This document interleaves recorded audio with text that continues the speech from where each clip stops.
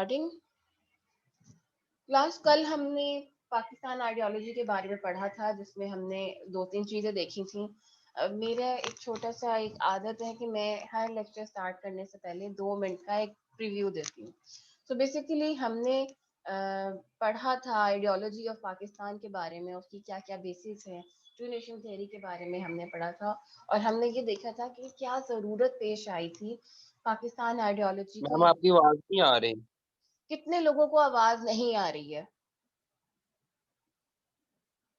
کتنے لوگوں پارٹیسپینٹس کو میری آواز نہیں آ رہی؟ میم ڈی کا ہوئی آواز تو. میں نے آپ لوگوں سے پہلے بھی کہا ہے کہ آپ لوگ اپنے مائکس اور اپنے جو ہیڈ فونز وغیرہ ہیں ان کو چیک کرو، اپنے انٹرنیٹ کنیکشنز کو پہلے چیک کرو، اس کے بعد کلاس اٹینڈ کرنے آیا کرو. Then we have actually go through all aims and objectives of Pakistan, the reason behind why we actually wanted it. ہمارے سروائول کی، ہماری ٹو نیشن تھیوری کی، یا ہماری اس اسٹرگل کی ریزن کیا تھی، and what were ultimate targets. تو سب سے پہلے چیز جو تھی وہ یہی تھی کہ definitely we wanted to have a land جہاں پر اللہ کی حاکمیت ہوگی، اللہ کی سوورینٹی ہوگی.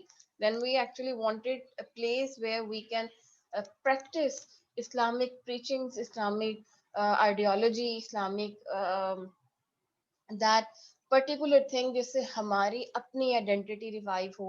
Then we actually wanted to protect the Islamic culture and establish a balanced economic system. یہ تمام چیزیں جو ہمارے اس وقت کے ایمز اور آبجیکٹیو میں شامل تھے، and still it's part of our basic ideology of Pakistan. جہاں کہیں بھی ہمارے سروائول کی بات آئے گی، جہاں کہیں بھی پاکستان کی بات آئے گی، جہاں کہیں بھی اس چیز کی بات آئے گی کہ why Pakistan being a nation is different from all over the world. کیونکہ دیکھیں دنیا میں ٹوٹل 56 مسلم کنٹریز ہیں. Again I am seeing total 56 Muslim countries ہیں، ناٹ دا اسلامک کنٹریز. تو ان 56 کنٹریز میں جو ایک پاکستان ہے، why it is different from all other countries, why other, کون سی ایسی ریزنس ہیں.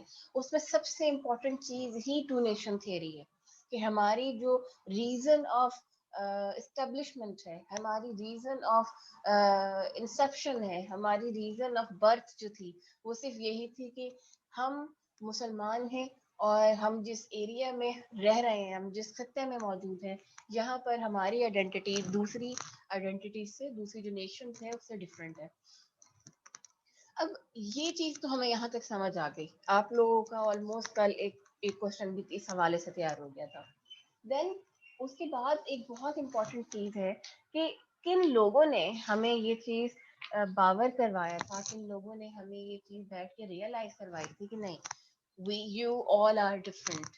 تو اس میں دو پرسنالٹیز کی آئیڈیالوجیز کو، آلدو یہ آئیڈیالوجیکل جو ایک گیم ہے، یہ جو آئیڈیالوجیکل ساری اسٹرگل ہے، اس میں سر سید احمد خان سے لے کے بہت سارے دوسرے امپورٹنٹ لیڈرز کی وہ تمام محنت شامل ہے کہ جس کے بعد کہتے ہیں نا قطرہ قطرہ کلزم بنتا ہے، قطرہ قطرہ سمندر بنتا ہے.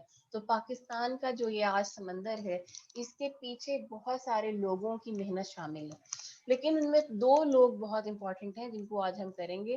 Number 1 is Allama Iqbal, and then definitely Quaid Muhammad Ali Raza. We all know that who Iqbal was, a great philosopher, poet, great, not only the leader but also a lawyer as well. آپ کو سب مطلب پوری ایک ٹیکنیکل جو ایک چھوٹی سی بیسک انٹرو ہے کہ he was born in Sialkot, and then he went to Murray college, اس کے بعد پھر وہ باہر گئے، دین واپس پاکستان آئے. پاکستان کہہ رہی ہوں ساری، پاکستان اس وقت تھا نہیں، he came back to home. جو اس وقت کانٹیننٹ تھا، جوائنٹ انڈیا اس وقت جو تھا. دین انہوں نے وہاں کہاں سے اپنی ساری اکیڈیمک کوالیفیکیشن حاصل کی، پی ایچ ڈی کی. دین انگلینڈ گئے، جرمنی گئے، وہ تمام چیزیں. Basically Allama Iqbal was a poet, teacher and a thinker. However, he had to come in the political field in order to safeguard the interest of the Muslims for the subcontinent, and his entry into the politics was greatly welcomed by the Muslims. We are trustworthy companion of the Qadi Muhammad Ali Jinnah. And keep one thing in mind, علامہ اقبال کے کا کوئی بھی ارادہ نہیں تھا مین stream politics میں آنے کا till 1906 1907.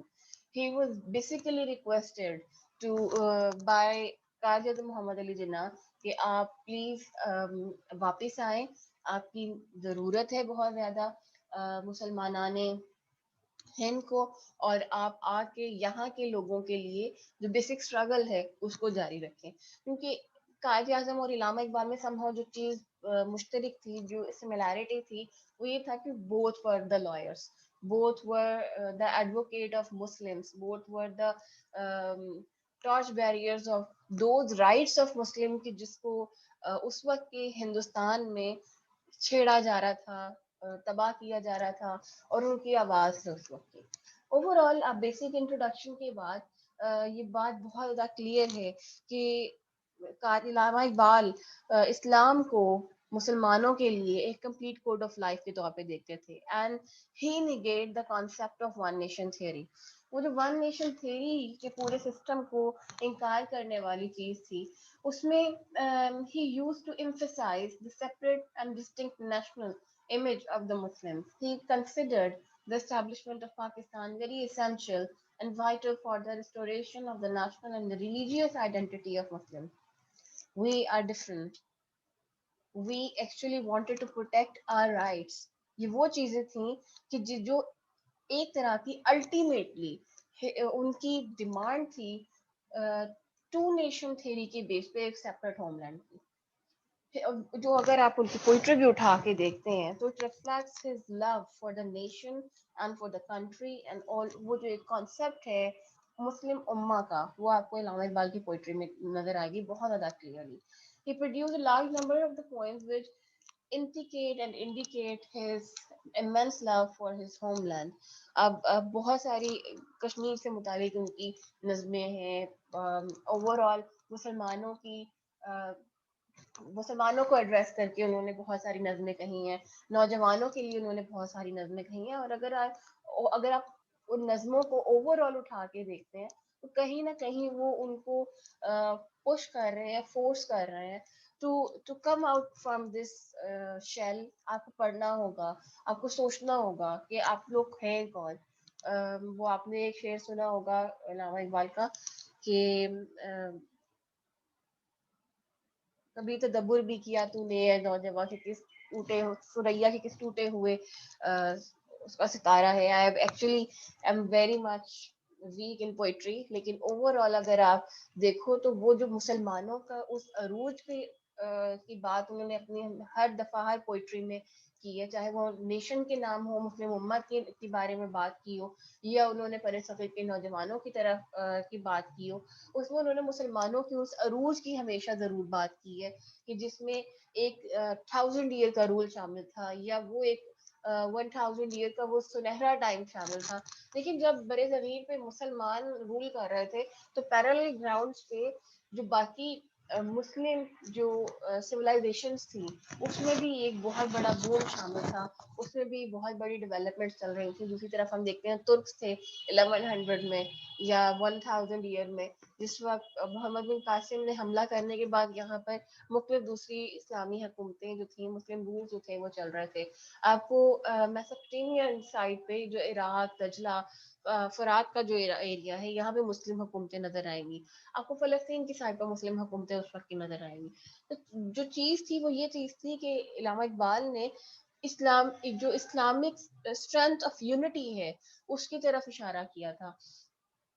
And he said that Islam guides the mankind of every aspect of the worldly life and therefore must be enforced in an Islamic state as a code of life.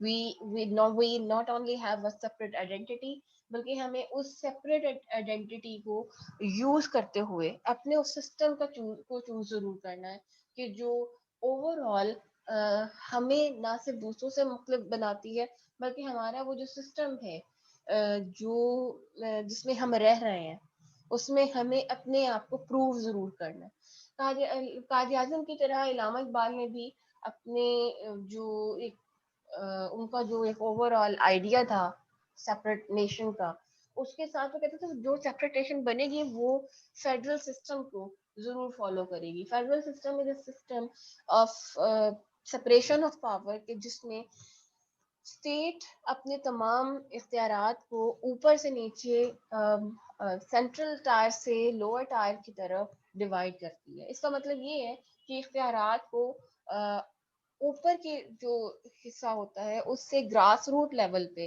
جو بالکل common man ہے, لے مین ہے, وہاں تک اس طرح سے تقسیم کیا جائے کہ ان کو تمام فیسلٹیز میسر ہوں. اب سب سے بڑا ایشو اس وقت کی سب کانٹیننٹ کی پالیٹکس میں بھی یہی تھا کہ پاور لوور ٹائر عام پبلک تک ٹرانسفر نہیں ہوتی تھی, جس کی وجہ سے ان کے جو بیسک ایشوز ہیں وہ ہی ریزالو نہیں ہوتے تھے. اب اوور آل اس سسٹم کی بات کی جائے تو علامہ اقبال نے بہت سارے اپنے خطبات کہے, بہت ساری مسلمانوں سے خطاب کہے. ان میں سب سے امپورٹنٹ جو ہے وہ خطبہ الہ آباد کا ہے. لیکن ادر دین خطبہ الہ آباد, جو علامہ اقبال کی کے جو خیالات تھے اس حوالے سے بہت اسٹرانگ تھے. He wanted separate identity of Muslim as a nation. Just for example آپ کو مختلف جگہوں پہ کتابوں میں مختلف چیزیں ملیں گی. علامہ اقبال کی آپ کو کوٹس اس میں ایڈ کرو گے جب آپ اس کو تیار ریڈی کرو گے تو اس میں ایک جگہ انہوں نے بہت کلیئرلی ورڈز میں لکھا ہے کہ India is a continent of the human being belongs to different languages and professions and different religions. To base a constitution on the conception of homogeneous India to prepare her for the civil war. I therefore demand the formation of consolidated Muslim state in the best interest of the Muslims of India and Islam. The formation as a consolidation of the Muslims of the Northwest Indian state spares to the final destiny of the Muslims, at least the Northwest India. ہم آج جہاں بیٹھے ہیں it is the northwest part of the subcontinent. تو انہوں نے کہا تھا کہ اس علاقے کو اگر ہم سول وار سے بچنا چاہتے ہیں تو یہ مسلمانوں کو دے دیا جائے اور یہاں پہ مسلمان اپنے اپنے سسٹم کے اکارڈنگ اپنے تمام اس چیز کے مطابق چلیں. دین انہوں نے یونٹری فارم آف گورنمنٹ کو انکنوینسیبل کاؤنٹ کیا تھا اور ساتھ ہی فیڈرل سسٹم کو آئیڈیل سسٹم کاؤنٹ کرتے ہوئے انہوں نے کہا تھا کہ آج کے جو ہمارے حالات ہیں اس میں فیڈرل سسٹم کو ہی انٹروڈیوس کروانا بہت ضروری ہے. اور مسلمانوں کی جو فریڈم اسٹرگل تھی اس کے بارے میں انہوں نے اسپیشلی اس چیز کو آئیڈینٹیفائی کیا تھا لیٹر آن ان خطبہ الہ آباد. And he said and he actually addressed Muslims in these words that I have been a staunch advocate of putting an end to religious prejudices and distinctions between the country. But now I believe that the protection of the separate national identity in the interest of the both Hindus and Muslims. It is our ultimate desire کہ ہم ایک کیونکہ الگ شناخت رکھتے ہیں, ہم ایک الگ آئیڈینٹی رکھتے ہیں. سو اب ہمیں سپریٹ ایک وہ اپنی جو رول کرنے کے لیے جو پلیسز ہیں وہ چاہیے. Other then talking about the system and all those things, those sentiments and ideas, his actually spirit was in defining them as a separate nation with their distinctive national image. The presidential address washed away all the confusion from the Muslims' mind. جو ان کے ذہن میں تھا کہ جی کرنا کیا ہے, چیزیں ہوں گی کس طرح سے. باقی all of the messages of Allama Iqbal, you can find them in his writings and his poetry as well. جس میں سب سے بڑی چیز وہ sense of self respect, self realization and determination in Muslim message ہے. اس میں مسلمانوں کو particularly جو youth ہے ان کو اس چیز کے اوپر انہوں نے باور کروانے کی کوشش کی ہے, ان کو جھنجھوڑا ہے, ہلایا ہے اس حوالے سے کہ آپ کو اٹھنا پڑے گا, آپ کو اسٹرگل کرنی پڑے گی, otherwise it would be really difficult for you to survive or the world or the history know you as a nation. بھول چکے ہوں گے کہ آپ ہیں کون, آپ تھے کون. تو یہ تو علامہ اقبال کے ورڈز تھے. Now the second personality, Taj Muhammad Ali Jinnah. We all know him very much. He was the leader with the vision. He was one of the strong contender and advocate of the two nation theory. اب قائد اعظم کا جو basic ایک introduction ہے، آپ لوگوں نے definitely وہ بہت دفعہ قائد اعظم پر ایسے لکھتے ہوئے یا اوور آل جو ہسٹری کو جس وقت آپ پڑھتے ہیں تو وہ آپ جانتے ہیں کہ قائد اعظم کب پیدا ہوئے، کہاں کہاں سے انہوں نے تعلیم حاصل کی، دین بھارت لا کرنے کے لیے وہ انگلینڈ چلے گئے، اور وہ تمام چیزیں کہ جو ایک ہسٹوریکل ایونٹس ہوتے گئے ان کی بایو لائف سے ریلیٹڈ. تو Quaid Azam basically entered into the politics by joining All India National Congress. اور اس کے بعد کچھ ایسی چیزیں ہوئیں کہ قائد اعظم کو یہ چیز لگی کہ نہیں، مجھے اب مسلم لیگ بھی جوائن کرنی چاہیے. قائد اعظم نے تقریباً 3 ساڑھے 3 سال مسلم لیگ اور جو ممبرشپ ہے ان دونوں کی جو نیشنل وہ جو آپ کی پارٹیسپیشن ہے اس کو جاری رکھی تھی. بٹ اوور آل ہم یہ چیز دیکھتے ہیں کہ قائد اعظم کی جو خیالات تھے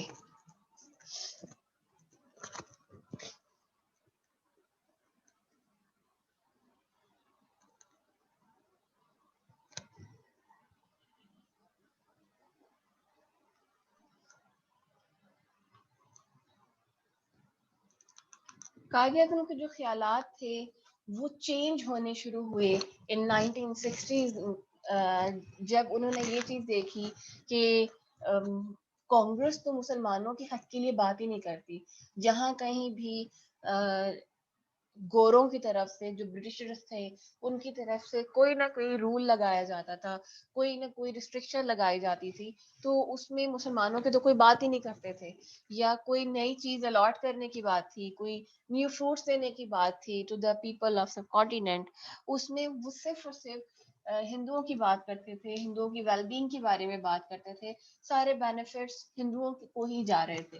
تو تب انہوں نے نہ صرف اس چیز پہ اسٹینڈ لیا بلکہ کانگریس کو خیر آباد بھی کہا، اور اپنی باقی سارا ٹائم انہوں نے آل انڈیا مسلم لیگ کے لیے وقف کر دیا تھا. اگر ہم بیسک ٹیچنگس کی بات کریں جو ہمیں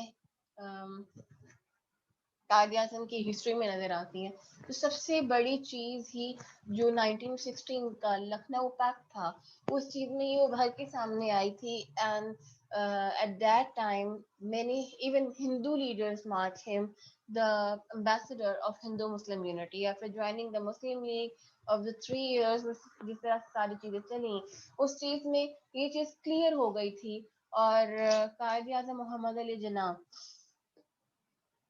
first of all, he was staunch and he was the firm advocate of the two-nation theory and considered the Muslims as a separate nation. He said that Pakistan was created the day the first Indian national entered the fold of Islam.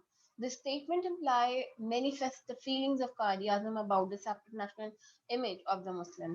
اب ہم یہی چیز دیکھتے ہیں تو ہمیں نظر آتا ہے کہ at the time of the presidential speech at Minto Park in 1940, he said in clear words that it has been taken for the granted mistaken that the Muslims are a minority, and of course we got used to it for such a long time that these settled nations and nationals notions are sometimes are difficult to remove. انہوں نے بہت clearly لفظوں میں کہا تھا کہ ہمیں minority کے طور پہ لینا بند کرتے ہیں، کیونکہ اگر یہ چیز کریں گے تو یہ آپ کی سب سے بڑی بھول ہے. And by all canons of the international law, we are a nation. اب اسی چیز کو آگے چلاتے ہوئے انہوں نے ٹو نیشن تھیوری کے بارے میں بہت کلیئر ورڈز میں یہ چیز کہی تھی that Muslims are a nation by every right, by every other spirit of the politics. And we have to the Muslims can adapt any mean to promote and protect their economic, social and political culture and interests. It's a right to be identified as a separate nation. Overall, Qaid Azam wanted to establish a democratic system in a land which Muslim will rule. اور ہم اس چیز میں دیکھتے ہیں کہ he firmly believed that by the system only the people of the Pakistan would be able to mold their lives according to the tenates according to the teachings of Islam. اس کے بارے میں انہوں نے 4th February 1942 में, just before the 4 to 5 years before the establishment of Pakistan, he said that we should base our democracy on the principle of the concepts of Islam. Other than this, he also said that Islam teaches equality, justice and fair play to everyone. कायद आजम ने Islamic ideology के बारे में बात करते हुए ये चीज clear words में कही थी कि what relationship nets in the Muslim into the one whole, which is the firm rock on which the Muslim edify has been erected, and which is the sheet anchor provides base to the Muslims millet. जो एक concept है मिल्लत का या एक concept है मुस्लिम उम्मा का, कायद आज़म उसके बहुत बड़े बिलीवर थे और उन्होंने यही चीज कही थी कि अगर हम इस चीज को फॉलो नहीं करेंगे तो डेफिनेटली वो जो मुसलमान हैं उनकी अपनी आइडियोलॉजी जो है, उनकी अपनी जो बेसिक टीचिंग्स है जो इस्लाम के अंडर वो पूरी दुनिया में स्प्रेड करते हैं या एक मैसेज दूसरी नेशंस को देते हैं, या जिसकी बुनियाद पे बीइंग नेशन हम दूसरी नेशन से डिफरेंट है, बीइंग हम एक आइडेंटिटी दूसरी आइडेंटिटी से डिफरेंट है, उसके ऊपर अटैक होगा. एक और चीज बहुत बड़ी जिसको प्रैक्टिस करते थे कायद आज़म, वो ये चीज कहते थे कि he was greatly in favor of the rights and interests of the minorities. He wanted to give full protection to all minorities living in Pakistan, क्योंकि कायद आज़म मोहम्मद अली जिन्ना बहुत अच्छे से जानते थे कि being Muslims, being an entity here living, हम जिस तरीके से फेस कर रहे हैं मुख्तलिफ तरह के इश्यूज को, हमें माइनॉरिटी काउंट किया जा रहा है. तो हम जब पाकिस्तान बनाएंगे या वो लैंड जो हमने ख्वाब जिसका देखा हुआ है कि जब हमें राइट्स मिलेंगे तो वो लोग जो वाकई हमारे साथ रहते हुए मिनॉरिटीज होंगे, हम उनको उसी तरीके से तमाम चीज़ों को देखेंगे. हम उनको भी वो फील नहीं आने देंगे जिस फीलिंग्स को हमने गुजारा हुआ है, जिनसे हम गुजर के आए हुए हैं. कायद आज़म ओवरऑल चाहते थे कि पाकिस्तान एक वेलफेयर स्टेट हो. Welfare state is a form of state के जिसमें स्टेट और इंडिविजुअल जो है, जो सिटीजन है, उनके रिलेशन में तमाम चीज इंडिविजुअल फेयर प्ले की तरफ जाती है, इक्विटी की तरफ जाती है. लेकिन अनफॉर्चुनेटली कायद आज़म का जो एक ख्वाब था पाकिस्तान को एक वेलफेयर स्टेट बनाने का, वो जो आज भी आप अपने प्राइम मिनिस्टर से लव रियासत मदीना की तश्कील के बारे में सुनते हैं ना, बेसिकली वो रियासत मदीना एक वेलफेयर स्टेट थी कि जिसमें हर एक कॉमन मैन तक उसकी बेसिक जो कमोडिटीज ऑफ लाइफ है उसको मेक श्योर करना था कि तमाम लोगों को बुनियादी इंसानी ज़रूरियतें जो हैं वो मिले, उसमें किसी भी तरह का इशू ना हो. और जो वेलफेयर स्टेट होती है उसके लिए बहुत ज़रूरी होता है कि आपका जो इकोनॉमिक सिस्टम है वो बहुत अच्छा वाला हो. अब कायद आज़म जो सिस्टम चाहते थे after the partition of India, उसमें जो उनकी रीजन थी उस इकोनॉमिक सिस्टम की, उसमें सबसे इम्पोर्टेंट चीज ये थी कि ही actually wanted to deny and to cripple the nepotism. He wanted to eliminate the element of corruption in the economy of Pakistan, क्योंकि वो कहते थे कि ये जो नेपोटिज्म का एलिमेंट है जिसको आप अकरबा परवरी कहते हैं या फिर वो जो सिस्टम ऑफ करप्शन है, ये अगर मौजूद होगा आप कभी तरक्की नहीं कर सकेंगे. और डेफिनेटली वो ये चीज जानते थे कि किस तरीके से इकोनॉमिक वेलबींग जरूरी है ओवरऑल तमाम लोगों के लिए. देन इकोनॉमिक सिस्टम के बाद जो वो इस कौमियत के जो एक कॉन्सेप्ट था जिसमें कहा जाता था कि कोई सिंधी नहीं है, कोई पंजाबी नहीं है, क्योंकि उनको बहुत अच्छे से आइडिया था कि जो ये सब कॉन्टिनेंट के जो लोग हैं they are actually divided into the class, they are divided into biradari system, they are divided into on the basis of races. तो उनको बहुत अच्छे से आइडिया था कि अगर पाकिस्तान बना या पाकिस्तान जब बन रहा है और जो हम जिसकी स्ट्रगल कर रहे हैं, इसमें सबसे बड़ा इशू जो है यही प्रोविजनलिज्म होगा, जिसमें लोग प्राउड फील करेंगे कि जी मेरा ताल्लुक तो एक सूबे से है, तो मैं तो बहुत बड़ी एक रेस हूँ, मैं एक सेपरेट आइडेंटिटी हूँ, मुझ जैसा तो कोई नहीं है. तो अनफॉर्चुनेटली हमें आज भी इस मसले का को फेस करना पड़ रहा है. قائد اعظم نے انفارچونیٹلی جن ایشوز کی طرف اشارہ کیا تھا اس وقت 1942 میں 1956 میں 46 میں, وہ ڈفرینٹ خطبات میں پوائنٹ آؤٹ ہونے والے ایشوز ہمارے آج تک ریزالو نہیں ہو سکے. آلدو قائد اعظم کو پاکستان بننے کے بعد بہت کم ٹائم ملا پاکستان کے لیے کام کرنے کا, لیکن جن مسائل کو وہ چھوڑ کے گئے تھے وہ آج بھی ہماری صفوں میں موجود ہے. So basically what we have to do is to learn about the basic all the basic concepts of Quaid Azam محمد علی جناح. یہ چیزوں کو بہت دفعہ آپ پڑھ چکے ہیں, آپ کلاس 8 سے شاید ان چیزوں کو پڑھ رہے ہیں کہ اسلامک آئیڈیالوجی کیا ہے, قائد اعظم نے کیا کہا, علامہ اقبال نے کیا کہا, ہم کیوں بنے, یہ کس طرح سے پاکستان کو بنایا گیا. دین کلاس 9th 10th میں بھی آ کے آپ نے چیزوں کو پڑھا, سیکنڈ ایئر فرسٹ ایئر میں بھی آ کے چیزوں کو پڑھا.